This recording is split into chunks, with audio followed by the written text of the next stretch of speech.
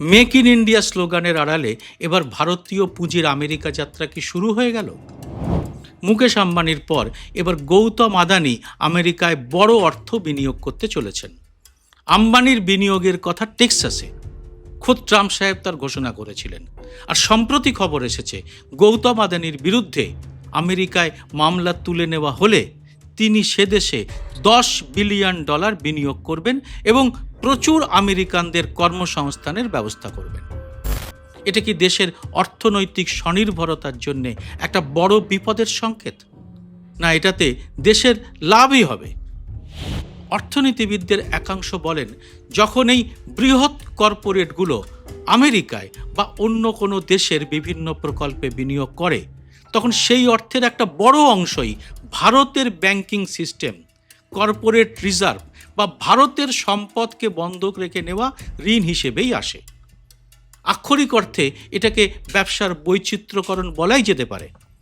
সব ডিম এক ঝুড়িতে না রাখার মতো তারাও নিজেদের ব্যবসাকে গ্লোবাল করতে চান, যাতে ভারতের রাজনৈতিক বা অর্থনৈতিক সংকটে তাদের পুরো সাম্রাজ্য ধসে না পড়ে।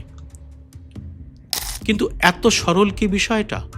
না এর পেছনেও রয়েছে অন্য খেলা।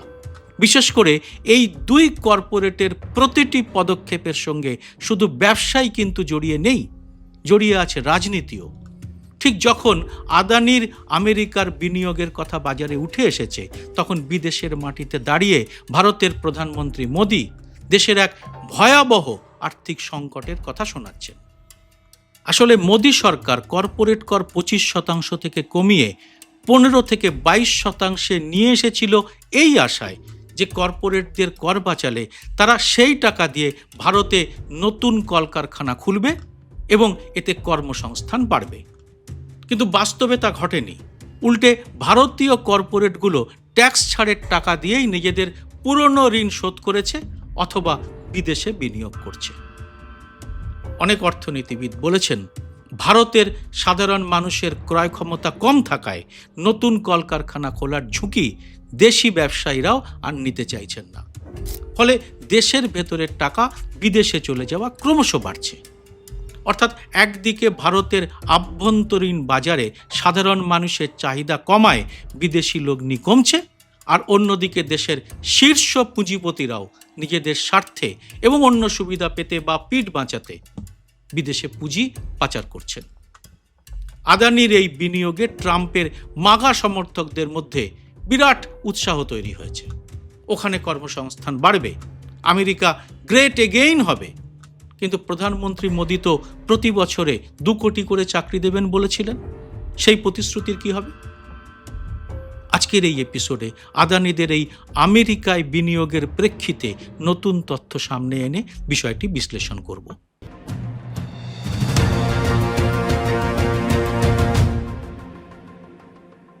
নমস্কার, সবাইকে স্বাগত। আমি সুব্রত বসু। গৌতম আদানি আমেরিকায় বিনিয়োগ করতে চলেছেন $10 বিলিয়ন, মানে প্রায় 96,000 কোটি টাকা। বেশ মোটা অঙ্ক। সেখানে শুরুতেই কয়েক হাজার কর্মসংস্থান হবে। কিন্তু নিজের দেশ ভারত কি দোষ করল? ভারতে কি বিনিয়োগের পরিবেশ নেই? ভারতে কি কর্মসংস্থানের জোয়ার বইছে? না ভারতে বিনিয়োগে লাভের পরিমাণ কম? নাকি মামলাটা মেটাতে গেলে এই টাকা আমেরিকায় বিনিয়োগ করতে তিনি বাধ্য, না হলে তার শাস্তি অনিবার্য? মানে অভিযোগটা তাহলে কি সত্যি? তিনি সত্যি ভারতের আধিকারিকদের ঘুষ দিয়ে কাজ করান? তাহলে তো প্রশ্ন ওঠে, ভারতে তার বিরুদ্ধে মামলা করা হয়নি কেন? কেন তদন্ত হয়নি? এই প্রশ্নের উত্তর খুঁজতে আমাদের পিছিয়ে যেতে হবে 2 বছর আগের খবরে। 2024 সালের শেষ দিকে মার্কিন বিচার বিভাগ বা ডিওজে এবং সিকিউরিটিজ অ্যান্ড এক্সচেঞ্জ কমিশন বা এসইসি গৌতম আদানি, তার ভাইপো সাগর আদানি এবং তার সহযোগীদের বিরুদ্ধে একটি বড়সড় দুর্নীতির অভিযোগ আনে। অভিযোগ ছিল, ভারতের সৌর বিদ্যুৎ প্রকল্পের চুক্তি পাওয়ার জন্য ভারতীয় সরকারি কর্মকর্তাদের প্রায় $25 কোটি বা প্রায় 2100 কোটি টাকা ঘুষ দেওয়া হয়েছিল এবং এই তথ্য গোপন করে মার্কিন বিনিয়োগকারীদের কাছ থেকে তহবিল সংগ্রহ করা হয়েছিল। মার্কিন যুক্তরাষ্ট্রের নিউ ইয়র্কের একটি ফেডারেল আদালত আদানির বিরুদ্ধে এই মামলায় গ্রেপ্তারি পরোয়ানা জারি করে। মার্কিন আদালতের সমনের চিঠি অবশ্য 1.5 বছর আদানির ঠিকানায় পৌঁছতে পারেনি। এই সময় প্রশ্ন উঠেছিল, ভেনেজুয়েলার রাষ্ট্রপতিকে সস্ত্রীক তুলে নিয়ে যাওয়া যতটা সোজা ট্রাম্পের কাছে, আদানির কাছে সমনের চিঠিটা পৌঁছানো কি তার চেয়েও কঠিন কাজ?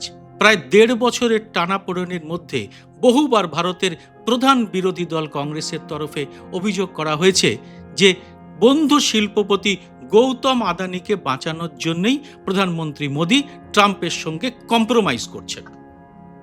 কংগ্রেস তার অনেক উদাহরণও দিয়েছিল, সেগুলো নিয়ে এখানে আর বিস্তারিত আলোচনা করছি না। এর মধ্যেই আমেরিকার সংবাদ মাধ্যম দ্য নিউ ইয়র্ক টাইমস এই ডিলের খবরটি ফাঁস করে দিল। প্রসঙ্গত জানিয়ে রাখি, চীন থেকে খালি হাতে ফেরার পর মাত্র কয়েক ঘন্টা আগে ট্রাম্প নিউ ইয়র্ক টাইমসকে দেশবিরোধী আখ্যা দিয়ে দিয়েছেন। এই নিউ ইয়র্ক টাইমসই খবর করেছে, আদানি গ্রুপ মার্কিন যুক্তরাষ্ট্রের জ্বালানি নিরাপত্তা এবং পরিকাঠামো খাতে $10 বিলিয়ন বা প্রায় 96,000 কোটি টাকা বিনিয়োগ করবে। এর ফলে প্রাথমিকভাবেই আমেরিকায় প্রায় 15,000 কর্মসংস্থান সৃষ্টি হবে। আর এতে ট্রাম্প প্রশাসন তার বিরুদ্ধে মামলা তুলে নেবে। কিন্তু এটাকে কি ঘুষ বা রাজনৈতিক সমঝোতা বলা যায়? আইনি পরিভাষায় একে সরাসরি ঘুষ বলা যাবে না, কারণ এটি কোনো গোপন লেনদেন নয়, এটি একটা কর্পোরেট বিনিয়োগের ঘোষণা। তবে আন্তর্জাতিক ভূ রাজনীতি এবং কর্পোরেট কূটনীতির ভাষায় একে কৌশলগত লবিং বা জিওপলিটিক্যাল শিল্ড বলা যেতে পারে।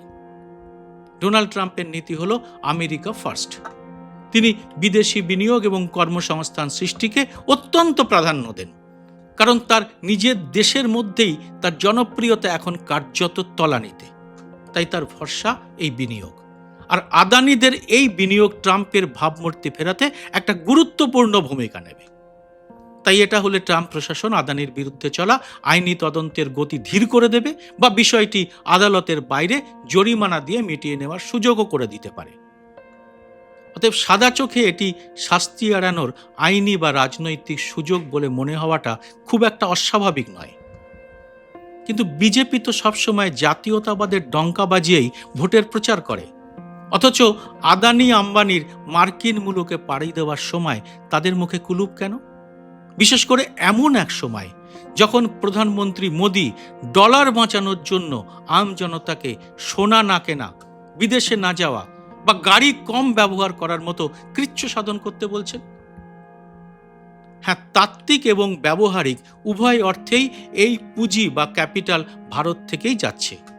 রিলায়েন্স ইন্ডাস্ট্রির মুকেশ আম্বানি এবং আদানি গ্রুপ দুজনেরই আয়ের মূল উৎস কিন্তু ভারতের বাজার, ভারতের প্রাকৃতিক সম্পদ, ভারতের উপভোক্তা এবং ভারতের ব্যাংকিং ব্যবস্থা। সম্প্রতি ভারতের অর্থনৈতিক অনিশ্চয়তা দেখে ভারতে আসা এফডিআই এর একটা বড় অংশই তুলে নিয়েছেন বিদেশি লগ্নিকারীরা।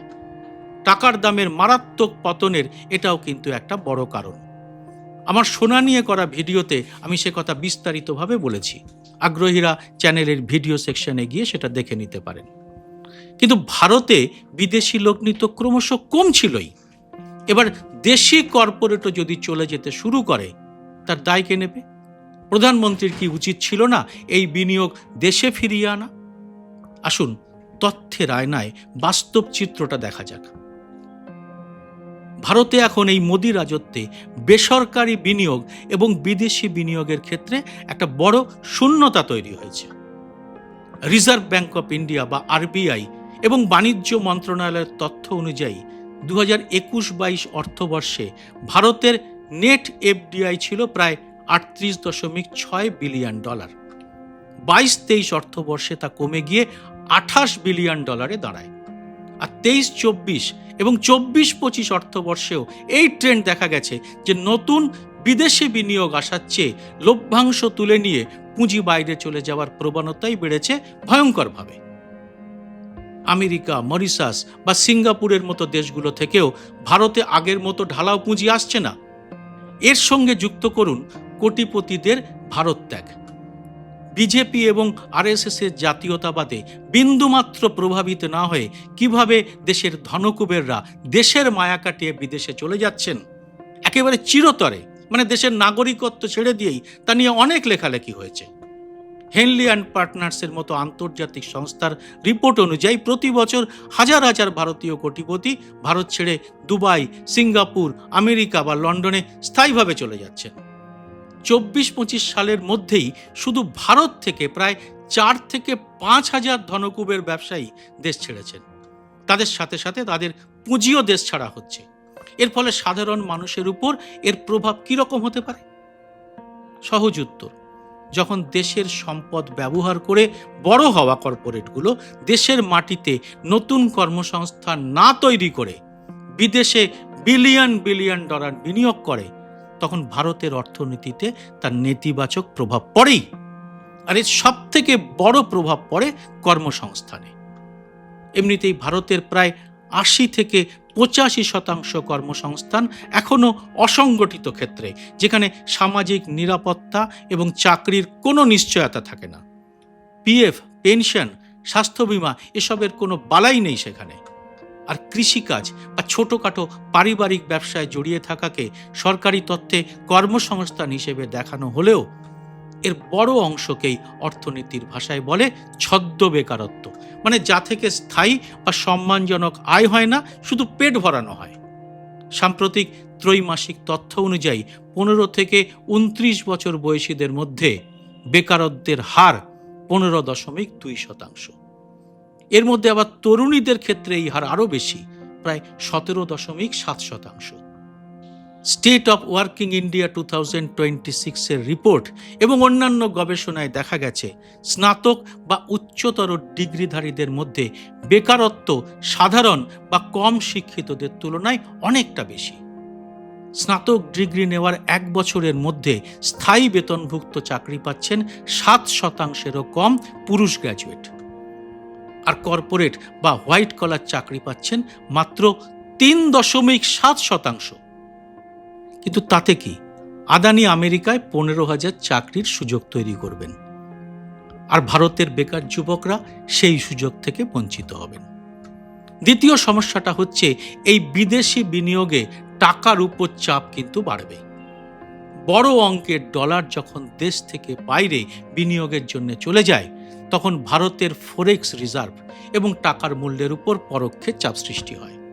এতে ডলারের তুলনায় টাকার দাম আরও পড়তে পারে।